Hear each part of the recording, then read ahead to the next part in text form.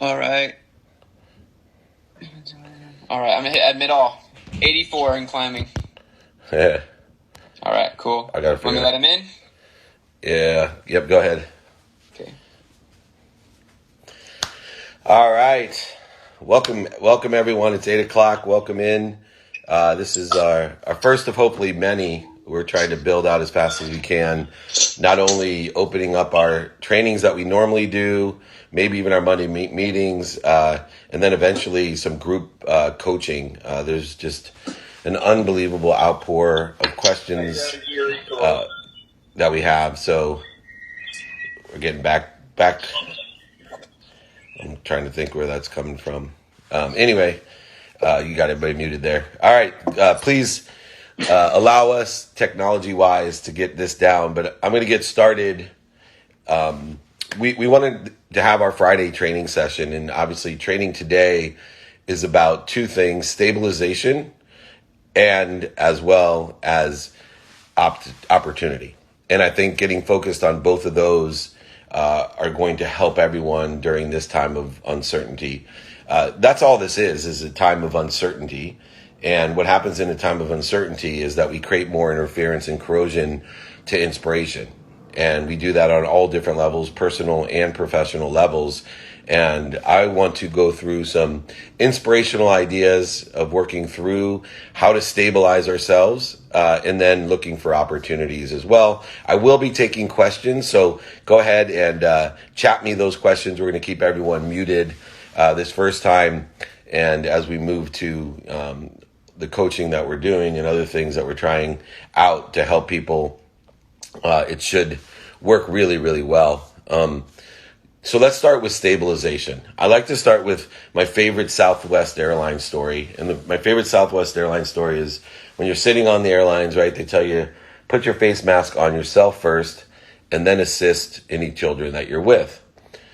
That's what we're doing today, right? You got to take care of yourself. If you don't take care of yourself, you will not be able to take care of others. And that's personally and professionally. And personally and professionally, there's two ways to take care of yourself. The first is your culture, your values, and the second is cash.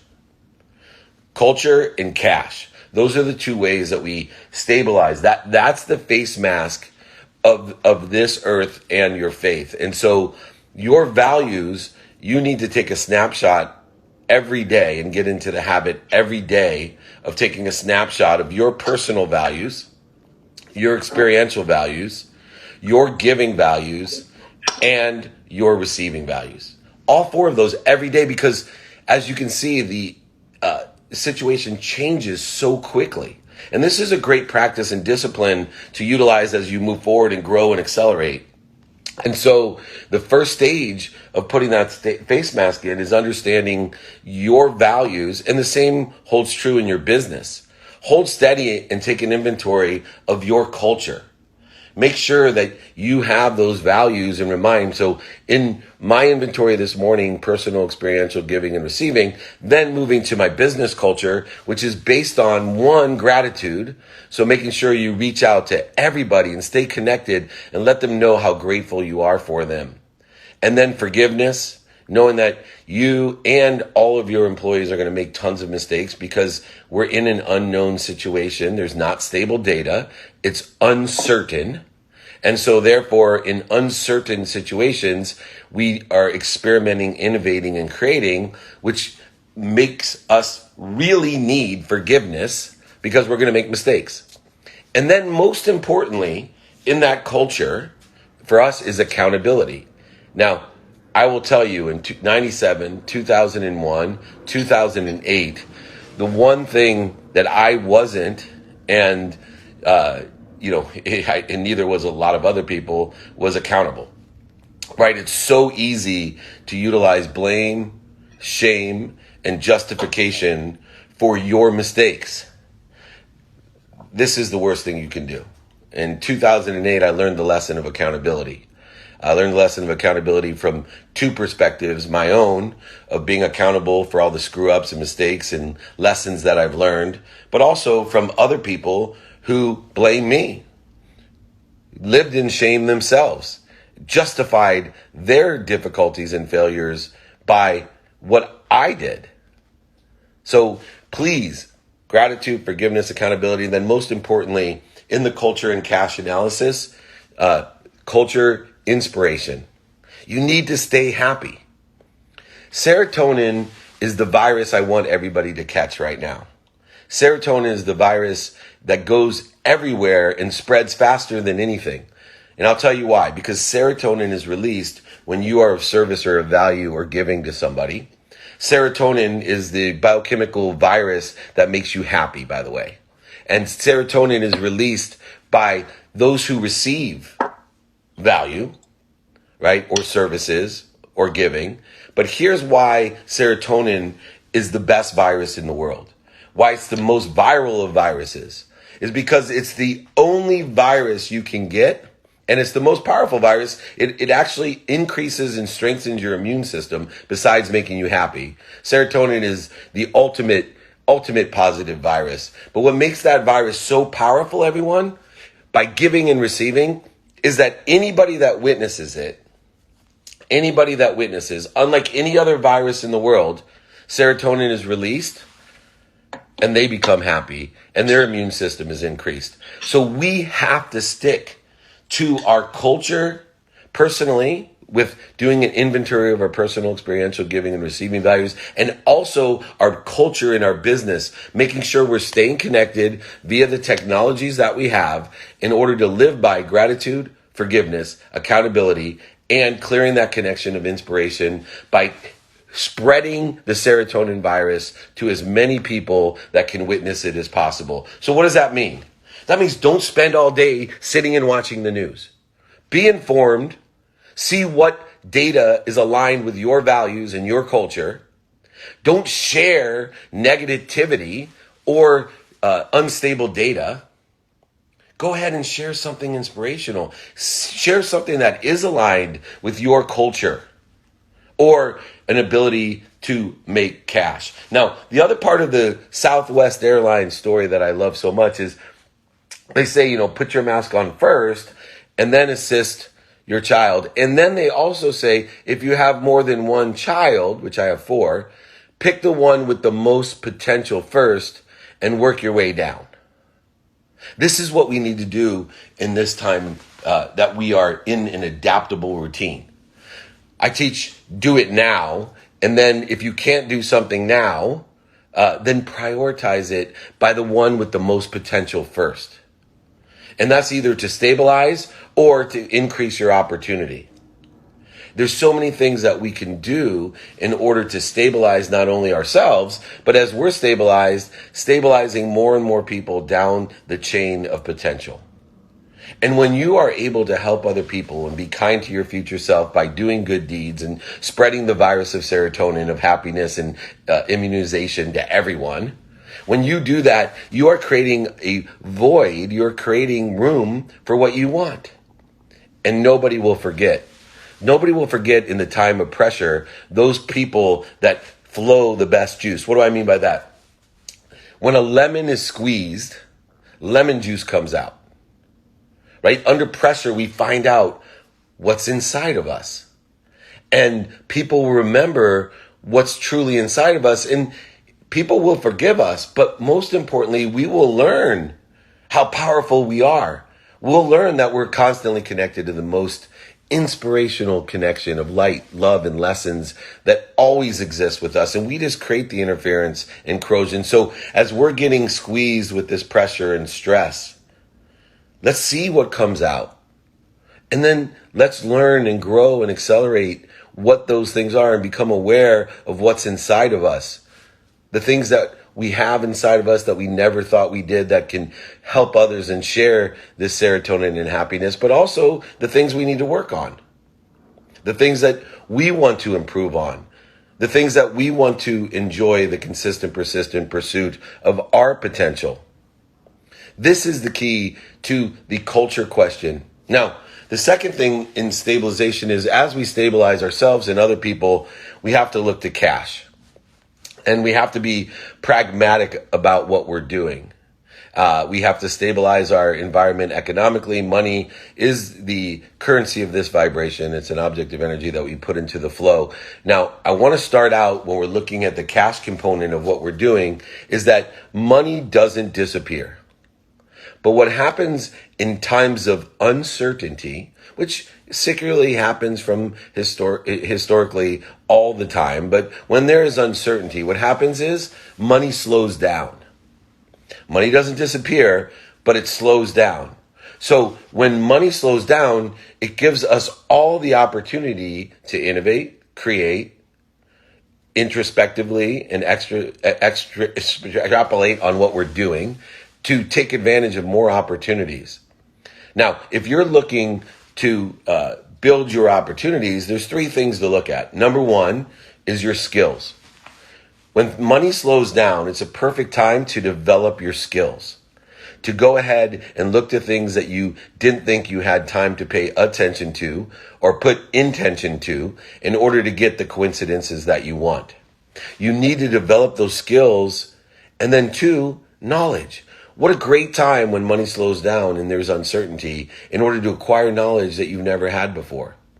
And utilize and have the thirst for that knowledge by seeking mentorship, finding those coaches that you've never had, developing your own knowledge by listening and watching and reading as much as you can about the people that before in your perception you never had time to do.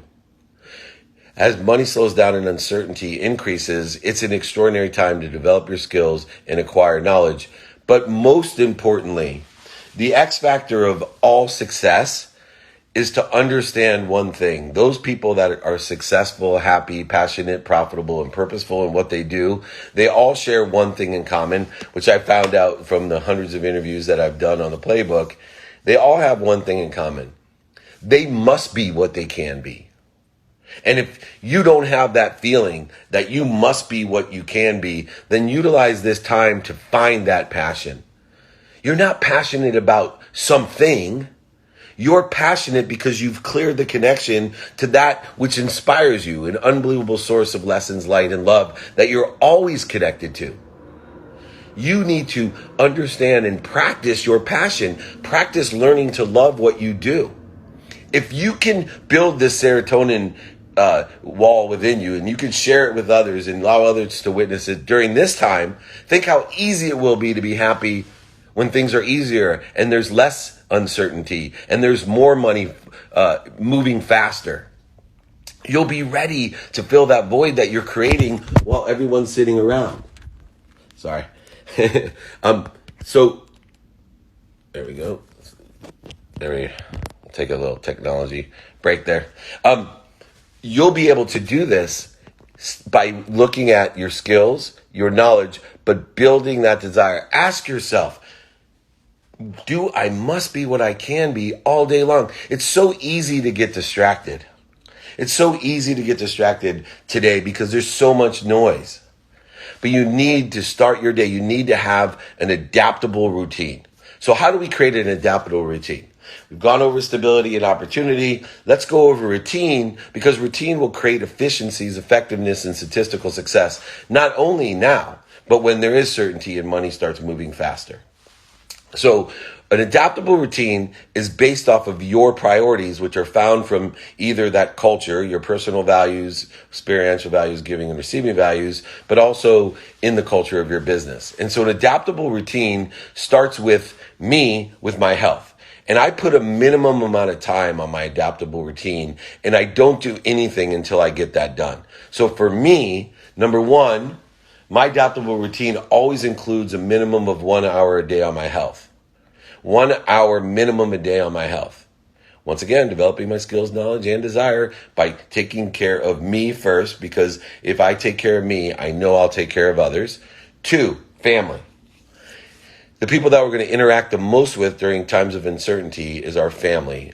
We call them relatives. I'd say they're the people that are most relative to us. But we want to spend a minimum of time with all different relatives. So for me, it's a minimum of 30 minutes a day with my wife, a minimum of 30 minutes a day with my 9-year-old, a minimum of 2 minutes a day with my teenage daughters, I thought it would increase in this time of uncertainty, but my requests for more time have been denied, and rightfully so, I guess. And then a minimum of 1 minute a day with my mom. Now, there's 4 things to remember that we need to remind people of. We need to acknowledge and remember and remind. All of those are unifying words, right? We acquire the knowledge, we remember, we come closer together as a relative family unit, and we remind, right? Remind. Everything comes together. There's 4 things simply that we want to acknowledge, remind, and remember.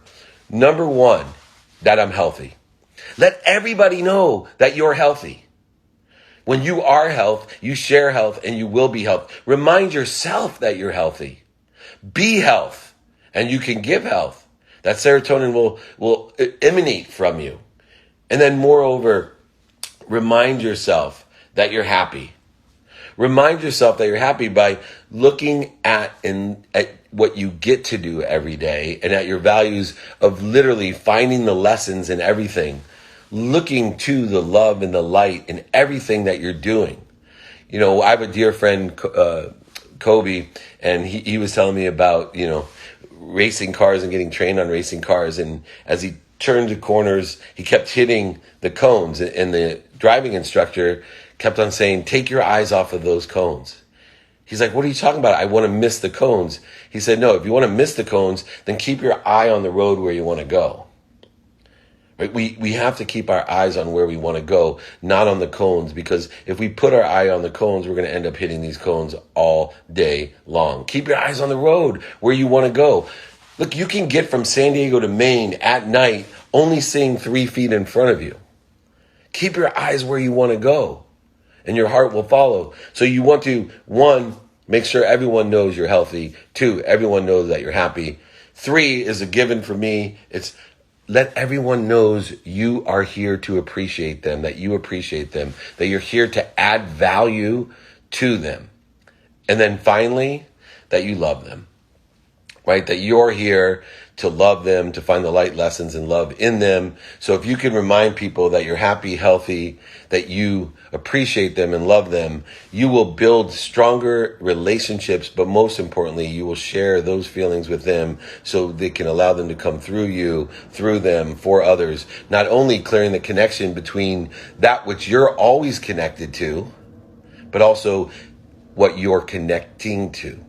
Right? We are just conduits of appreciation. We're sucking in the light, the love, the lessons, and the inspiration. We're adding value to it. It's called appreciation or gratitude. And then we're giving it away and connecting to others. That's the flow that we're creating, which will speed up everything and allow this flow, especially of happiness, of love, appreciation, and health, as we can through serotonin and other great things that we have. Those are all purposeful in what we're doing. Knowing, for example, though, that money doesn't disappear, neither does time. And in this aspect, this is an extraordinary opportunity to deal with time. I always tell people I beat people with math and time, and I'm successful with math and time. I have a 4-minute mark that I love to look at every once in a while when I think I have the time. I should be doing it every day, and because of the uncertainty and money slowing down, it's given me an opportunity to share something that changes my life. If you take today and every day and make it one of your disciplines or habits to figure out what you do every minute, there is stuff that you do every minute. There's stuff that you do every hour. There's stuff that you do every day. There's stuff that you do every week. There's stuff that you do every month and even every year. And out of those things, if you can find 4 minutes that you can save by creating systems, efficiencies, and process, whether it's brushing your teeth, flossing your teeth, taking a shower, laying out your clothes, if you can just save 4 minutes a day, that's actually 24 hours of productivity that you're saving a year. That's 3 full days of productivity. So although there's uncertainty and money is slowing down, all of these different things are occurring, you actually could be gaining time, gaining opportunity by figuring out the efficiencies, effectiveness, and statistical success that you can have, right? utilizing that philosophy, right? I look and see, okay, for example, losing stuff. I know some of you have heard me talk about this, but losing stuff. People spend 80 hours a year looking for things they lost. So imagine if you can create a system, just create a system about your keys in your wallet, because majority, 90% of the time, that's what people lose. If you just create a system of where to put your keys in your wallet, right? I just got 2 weeks back of productivity for you, 2 40-hour weeks. Imagine how many other things that you can find by looking at the power of 64. What's the power of 64? The power of 64 is, how can I be productive twice as much time? So most people are productive 8 hours a day. How can I be productive 16 hours a day? How can I create efficiencies within that production so that I'm twice as efficient? So when I look at that and say, okay, here I am, 16 hours of productivity, I can take it to 32 hours of productivity. Then, if I'm practicing skills, knowledge, and desire, how can I be twice as statistically successful? I remember watching Tony Gwynn. He owned the San Diego School of Baseball when I was a kid, and he was so generous and benevolent to give back to his community. And he would have young kids like me in the San Diego School of Baseball with Alan Trammell himself, Reggie Waller, all these great guys. But Tony, I would be in the batting cage and he kind of just peek over every once in a while and he'd say, turn your right foot in, or whatever advice that he had. But he was on a green screen Betamax machine and he kept looking again and again at a pitcher's arm like this. Again and again and again. And I'm like, Tony, what are you doing? He's like, I'm practicing. I'm like, you're the greatest hitter maybe of all time. You batted .394 last year. Why would you just watch video of where somebody's hand is? And he just said, it's progress, not perfection. Dave, I got to practice every day to increase my skills, to increase my knowledge. But it doesn't happen without one thing that Tony Gwynn had, and that was, he must be what he can be. And that's what we all want to determine here. And if you look at the power of 64 and you can do that, and remember, there is no work, right? This time of uncertainty to me is really inspirational, because I live by activity I get paid for and activity I don't get paid for. So whether I'm in my office or in a home or wherever I may be, I'm always looking to opportunity for things that I can get paid for. And as I'm looking at all these questions that are coming on Instagram and on the training that I'm doing, as you see all of these questions, a lot of them are, how can I make money? Let's get into some pragmatic ways of making money. I'll give you some simple things that I've learned from 97, 2001, 2008 to now.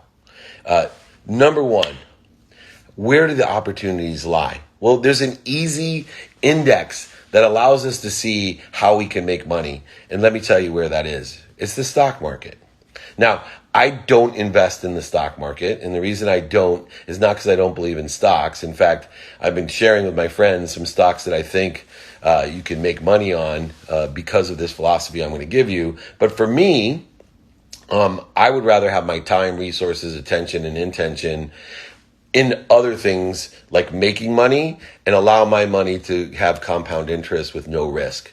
So that in times of uncertainty, which always come about, like 97, 2001, 2008, and now, in times of uncertainty, I don't even worry, because my money's making at least 2% guaranteed. I'm not rushing to the bank to go take it out. I'm not rushing anywhere. I just know that I'll get, less of the upside, but I'm guaranteed 2% on the downside. But here's how I determine how I'm going to make money.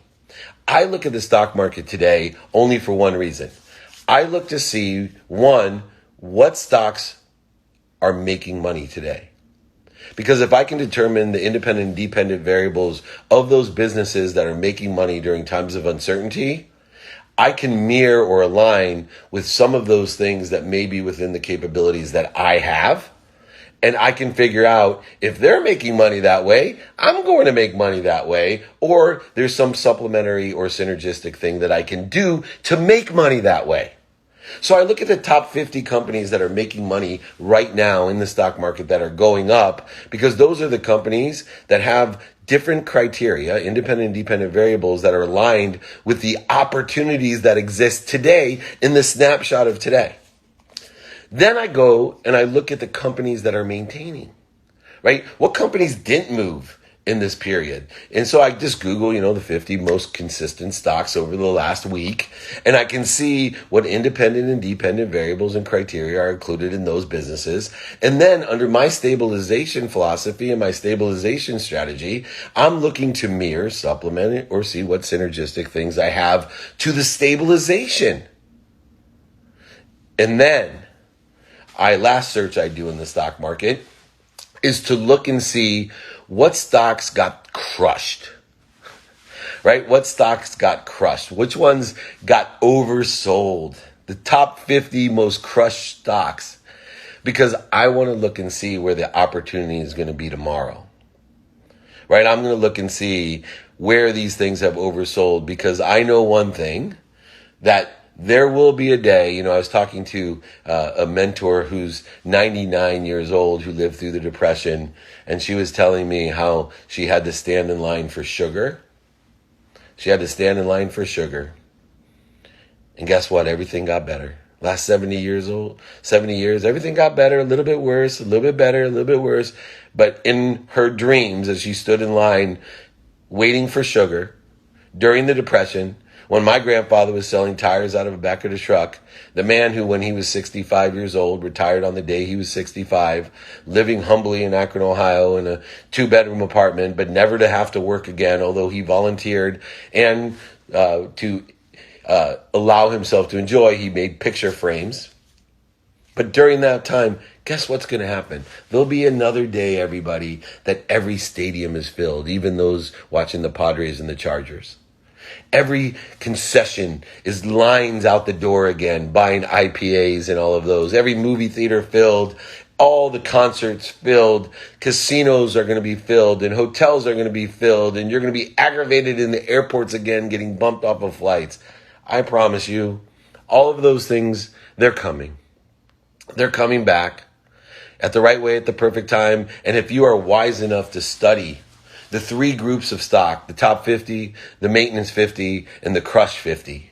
If you can study all 3 of those and learn how are you synergistically aligned in each of those circumstances, how are you supplementing those circumstances, and how do you mirror those circumstances, you can make money today, stabilize your economy, and prepare for the future. Simply because the data, the index is right there. You will see the commonalities between those. You want to know how to make money right now? That's what you need to study. Find those variables, see where you're synergistic, supplementary, and where you can take advantage of all 3 and prepare for those. And keep your eye on the road in front of you, not on the cones to the side of you. Everyone will be fine if you utilize your values and stay positive and look for the lessons, the love. And one of those places that we do it, I mentioned to you, I was talking to one of my friends that's 99, Dr. Gladys. She's an extraordinary woman. When she was 93, I remember she caught my eye as a friend and said, David, I'm 93 and prescription free, right? And here she is today, turning 100. Imagine what she has seen. If you're not using your telephone to call your mentors, if you're not signing up for all the free content that you can find, and if you can afford personalized help, get personalized help, and whatever you can do to gain and accelerate and grow from other people that have seen, I've only seen 93, 97, 2001, 2008, and I've learned and I've studied history. But there's people that are far more knowledgeable than I am.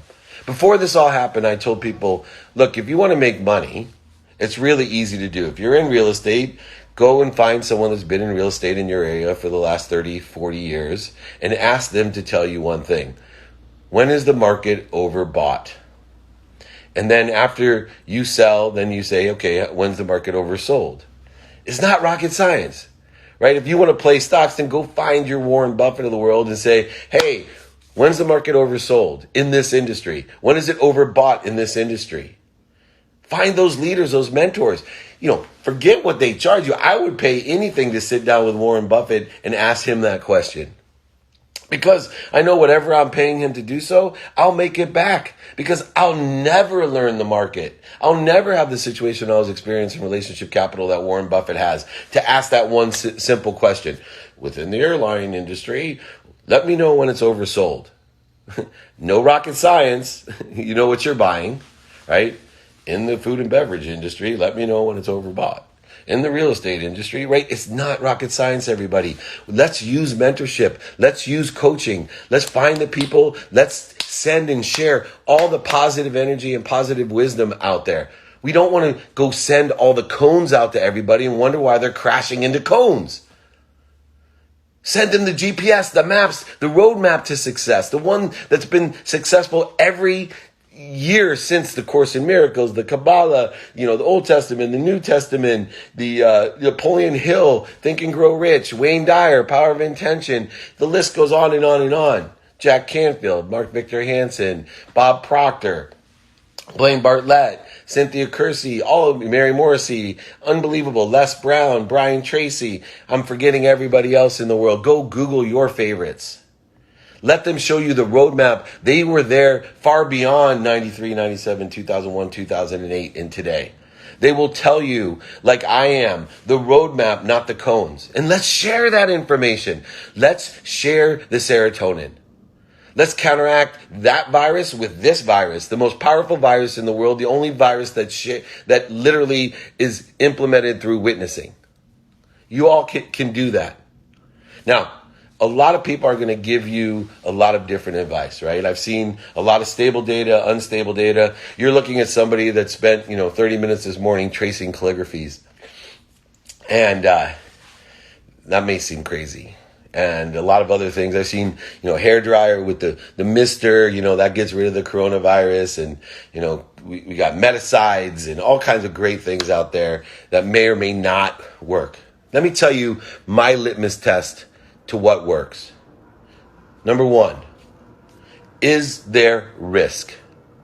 That's the first question. I always use this example. I went down to Mexico City and they talked about, infinite life and wisdom and all this. And in order to achieve, that, sanctity, of heaven and infinity, you had to cut off your own head. Now, that seems to be a very high risk for me compared to spending 30 minutes a day tracing calligraphies to take a download from the universe to increase my awareness and to help heal. But the thing is, if it has no risk, like tracing calligraphies or wearing bracelets or whatever else you're into, or hair drying your nose to kill the coronavirus, do it.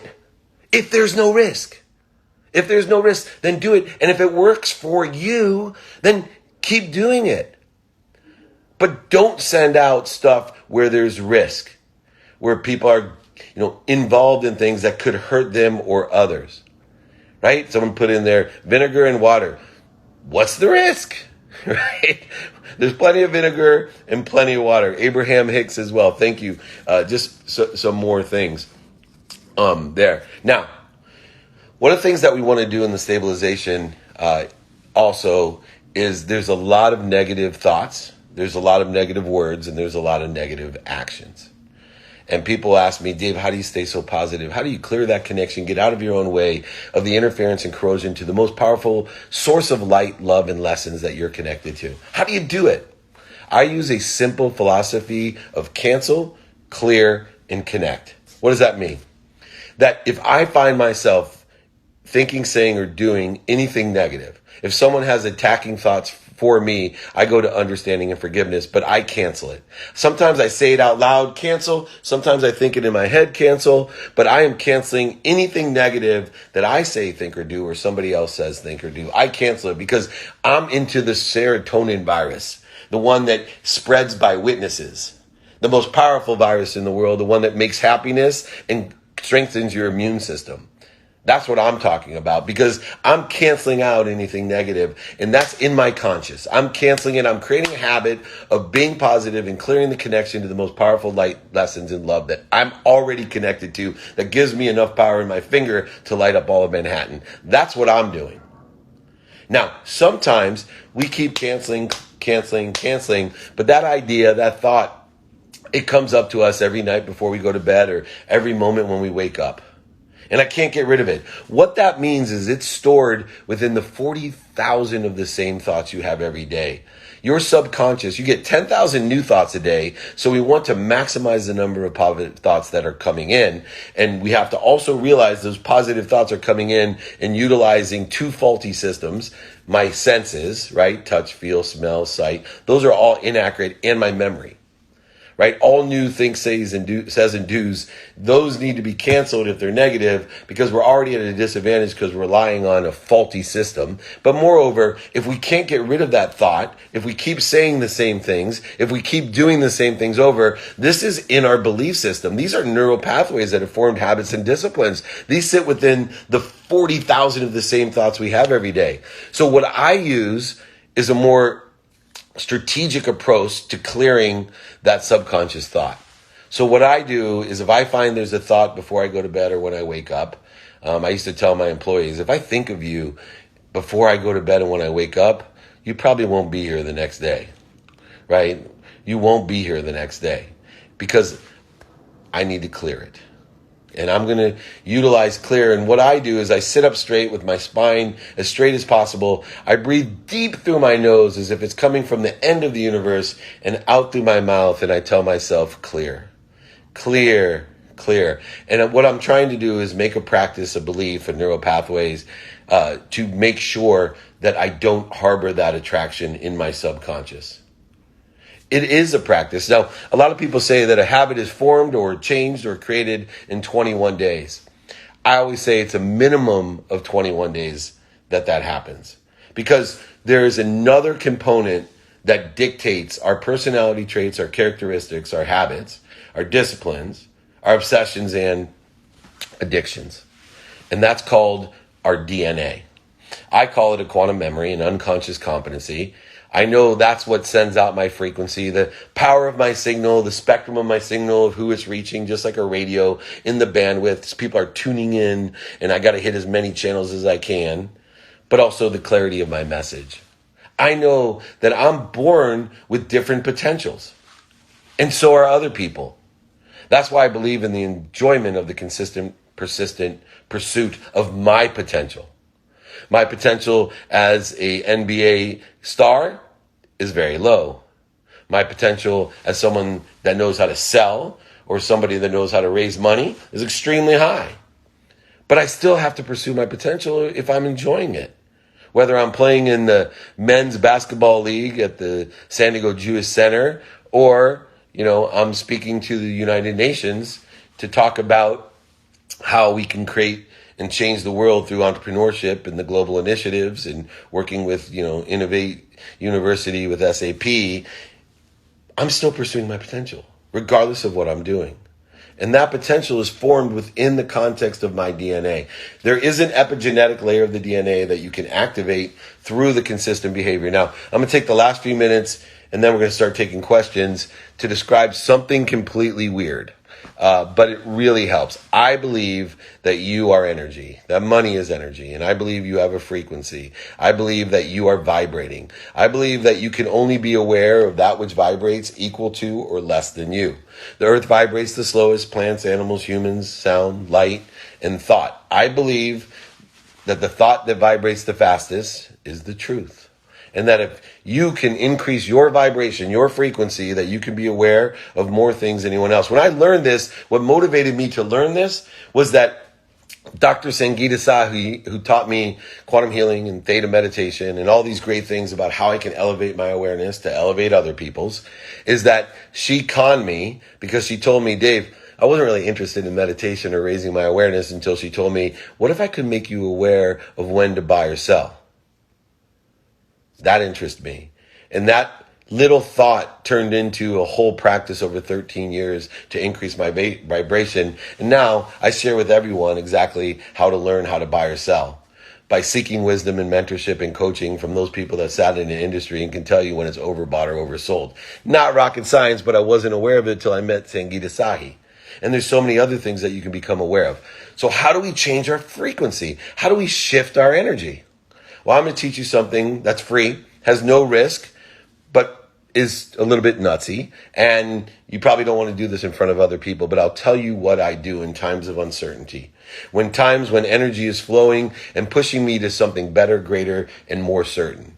right? That's all negative energy does to me, is pushes me to a better situation or makes my situation better. And the only way that I know that is I've lived through it from 93 to 97 to 2001 to 2008. Every single time, even though I didn't believe it or see it or know it, all of that negative energy just pushed me to a better situation or made my situation better.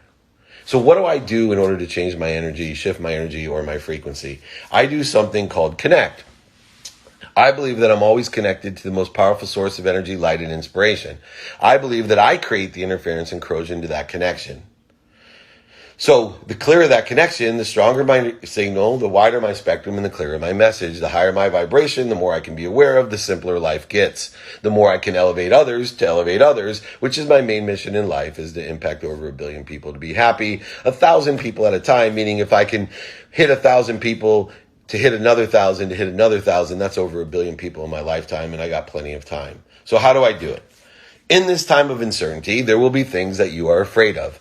There will be things that sit within the ego-based consciousness, which I define and practice every day, ending fear. And those fear things are stuff like the need to be separate, the need to be inferior, the need to be worthy, the need to be superior, the need to be anxious, the need to be fearful, the need to be guilty, the need to be angry, frustrated, offended, resentful. All of these different needs of the ego. Whenever I find them overwhelming, I think of one of them, a person, a place, or a thing that's causing this type of energy. And what I do is I close my eyes around nobodies, so I don't want to think I'm crazy, even though I am. I want them, and I close my eyes and I think, man, this person's making me really angry. And I find a light in them. I say, you know what? That person's a good father. That person has donated to the community. That person, throughout snapshots of my life has helped me, not just hurt me at this time, hasn't always attacked me.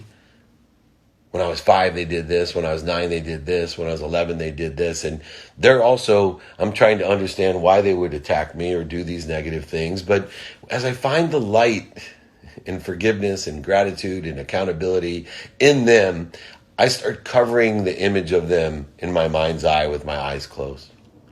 And then in the same mind's eye, I think about what I love the most.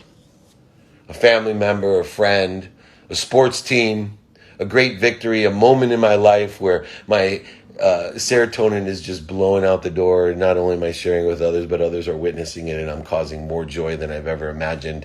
And all of a sudden, I have 2 big ball of light, one covering what brings me the most ego-based consciousness, and one that resides in the truth consciousness more than anything else. And I take those 2 big lights, and I share them together right in front of me. And now I have one great big ball of light. I don't care what color the light is. I don't care what vibration it carries, what frequency it carries. That will be the highest frequency, because all it takes is one little particle of light from this side to overcome millions of particles of darkness on this side. And when we find the light and have overcome all the darkness, we have one big ball of light. We take that ball of light, and as crazy as it sounds, we put it over ourselves in our mind's eye, and we hold it there.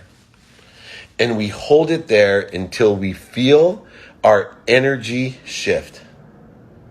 We feel our energy shift, and that shift will create a frequency with a stronger signal, a wider spectrum, and a clearer message. It'll raise your awareness, simplifying life, allowing you to share the virus of serotonin to everybody else, and most importantly, allowing them to witness it.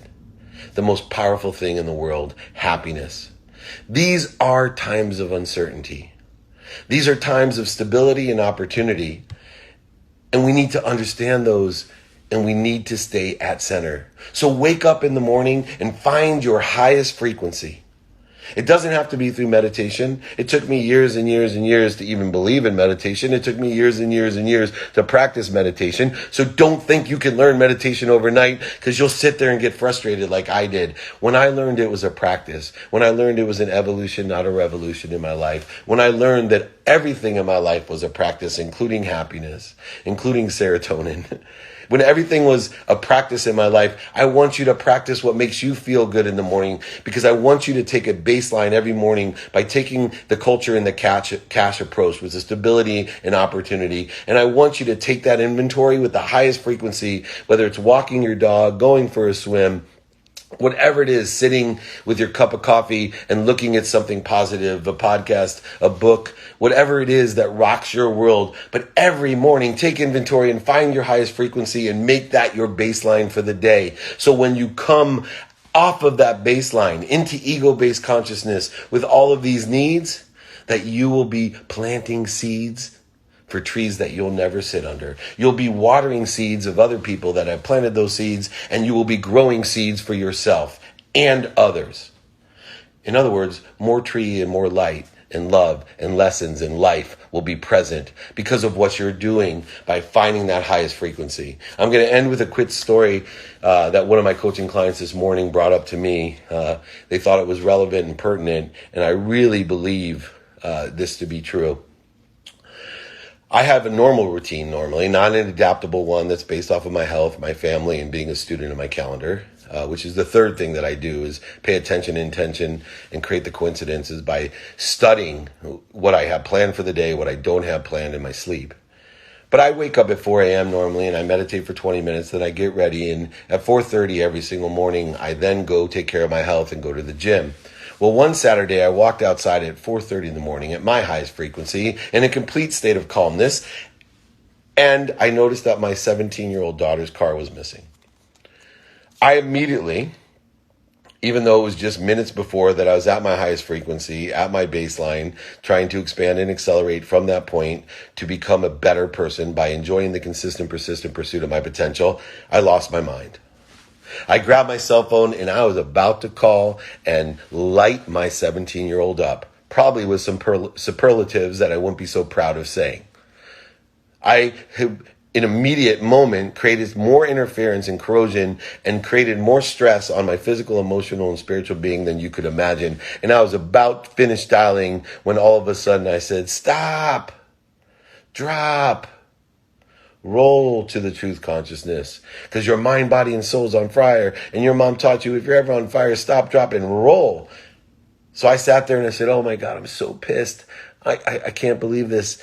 And I said, why am I so pissed? Why am I so pissed? And I said, no, dummy, you're not pissed. You're scared. You're scared because one of the most important people in your life may be at jeopardy. And you're not mad at all. In fact, that fear comes from the love that you have and the lessons that you've learned and the light that you share. Why are you going to create more interference and corrosion to what you're already connected to and through to her? Wake up. As I calmed down and regathered myself back up to the higher frequency, I called my daughter in a majesty of calmness. And she said, hello. I said, where are you? In my room? Why'd you wake me? Oh my gosh, I was so scared. Your car's not outside. Oh, I know, Daddy. You told me when kids are drinking that I could take an Uber home. I hope that's okay. I said, yeah, of course it's okay. Now, don't think I'm stupid enough to think that when my kid tells me kids are drinking and that she's not drinking. But I went ahead, right, understand and forgive. And I said to her, oh, I'm so sorry for waking you. And she said, that's okay, Daddy. I love you.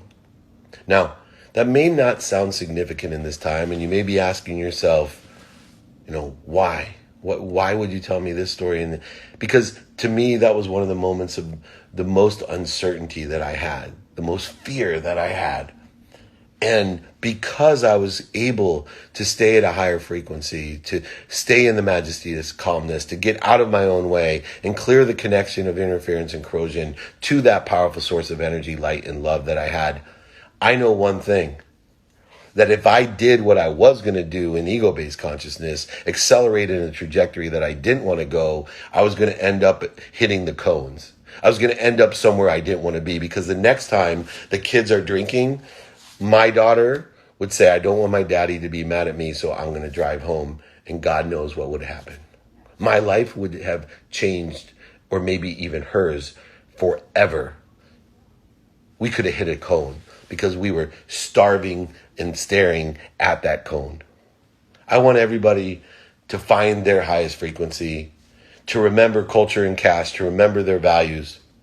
Remember the Southwest example by taking inventory of your own values, find your highest frequency, cancel, clear, connect, right? Remember, when a lemon is squeezed, the juice comes out. Let's find out what's inside of you and get excited and improve and accelerate and grow. Remember, money doesn't disappear. It just slows down. So let's take advantage of that. Let's remember that save 4 minutes a day will give you 3 days of productivity a year. Remember, try things out as long as there's no risk and it works for you. Remember, look at the stocks to find those opportunities. The fastest 50 growing, the maintenance 50, and the crushed 50. And then finally, let's all spread this virus of serotonin. Let's spread this virus of happiness, the one and only virus on earth that is not only perpetuated by you sharing it, but receiving it, and even more important, witnessing it. You can share this happiness in this time of uncertainty and come out the other side better, bigger, stronger, faster, and happier. Let's keep our eye on the road. Let's help one another. Let's ask a series of questions of how we can be of service and of value, and let's ask a series of questions how others can be of service or value to us. All right. We got 10 minutes now. Let's take on some questions here. There's so many. Please email me if you have more questions. Reach out to me if you need any support at all. We're going to try to figure out more content for you, free content, one-on-one content, coaching, group coachings, all types of things we're going to try to figure out for you here over the next months to help you help others. So please, my email is david@dmeltzer.com, david@dmeltzer.com. Go ahead, reach out personally to me. That'd be great. Let's go through these questions here. How can we adapt to these changing times as entrepreneurs? As always, the way that we adapt to changing times as entrepreneurs is, number one, know that our goal as entrepreneurs is to stay in business, right? Staying in business, money, is our heartbeat. All the great entrepreneurs of the world evolve. They evolve. There are no overnight successes. I always say overnight successes, whether it's in sports or entrepreneurship, are anomalies, right? There's only a few LeBron James and Kobe Bryants that are ever created. There's only a few Zuckerbergs and other people that, build a business in 8 months. Normally, everybody needs acceleration and growth, and we do that by skills, knowledge, and desire. But most importantly, you got to be consistent and persistent in the pursuit of your potential. You can't quit. What happens is most people get to 25% of the way there, or most people get to a time of uncertainty, and they say and start voting for what other people want. They start listening to the subconscious and unconscious voids and shortages and obstacles, and they start focusing on the cones, and they quit. 99% of the people quit when they're 25% of the way there, or some certain time of uncertainty or uncertainty happens. Then the 1% that continue on, they're blessed because all it takes is half as much time for them to get to 50% of the way. But unfortunately, when they get to 50% of the way there, once again, they start voting for what other people want, or there's too much uncertainty, and they quit.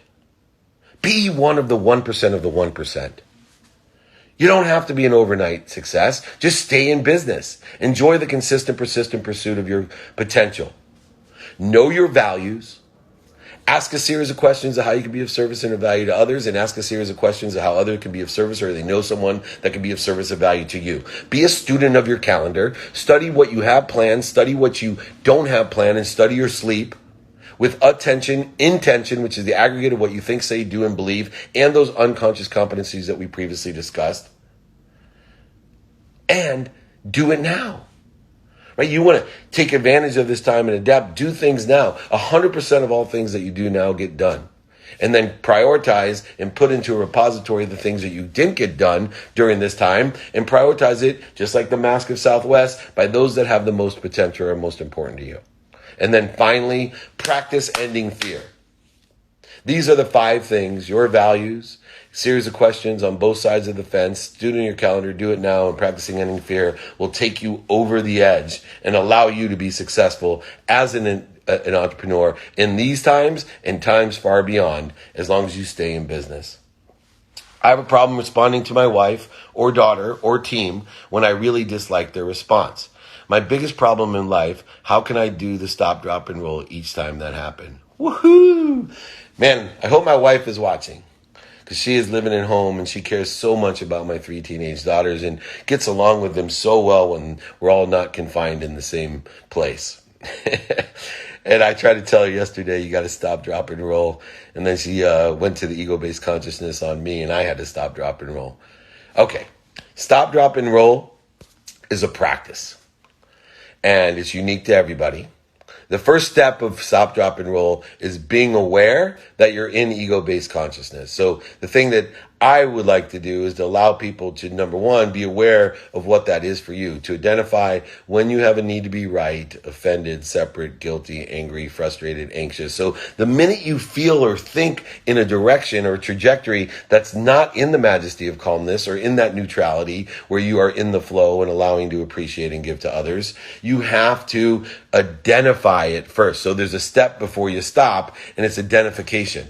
So if you feel your blood pressure rise, or you feel your breathing starting to heat up, or your body starting to heat up, or you feel different than happy, that's the first indicator. I better stop.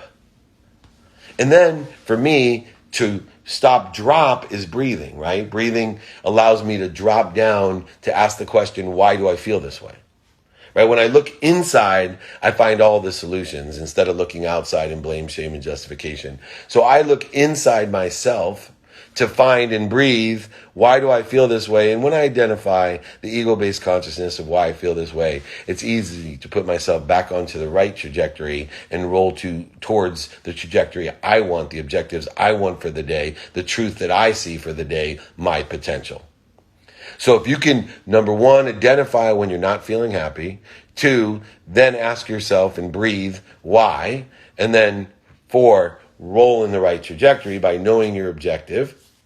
You will make it a practice to stop, drop, and roll. You'll increase the statistical success of those relationships. But remember, everything I teach is a practice. It's just like golf. You're not going to get it overnight, but it doesn't matter because we believe in compound interest. We can see it on the virus side, see it on the positive side with serotonin and other things in your life. 2 turns into 4, 4 turns into 16, 16 turns into 264, blah, blah, blah, blah, blah. 2 turns into 4, 4 turns into 8, 8 turns into 16. That's how I built my brand. 2 ambassadors at a time that will get me 2 more ambassadors at a time.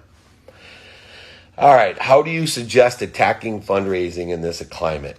Great question. I have so many of my clients, we're raising a ton of money right now because we're not looking at the cones.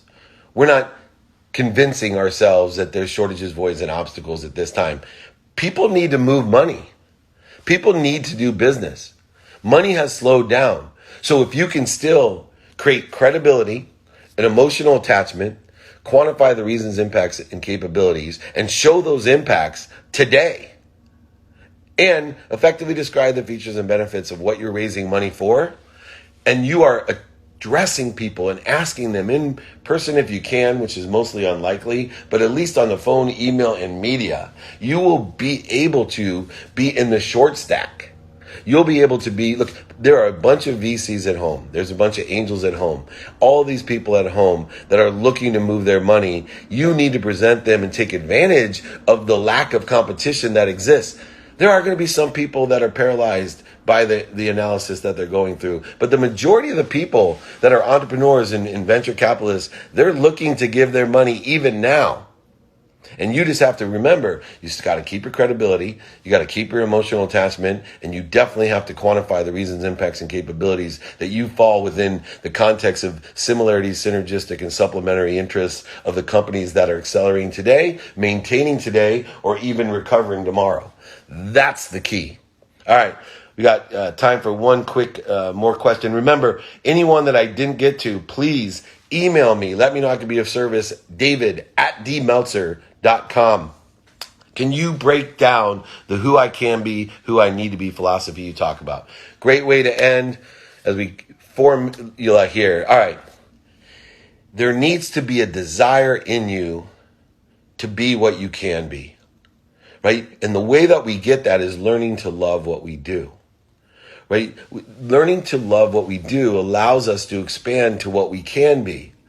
Look, there's no why that you need to figure out. Your why is to help other people with something, right? That's your why. You need to figure out your what, and you need to accelerate and learn your what by enjoying finding the light, love, and lessons in the consistent, everyday, persistent, without quit pursuit of your potential. That happiness is the pursuit. There's no pursuit of happiness. Happiness is the pursuit. You cannot be unhappy if you're pursuing something. So that's why the people that must be what they can be are always pursuing something, what they can be, determinative upon what they want to be.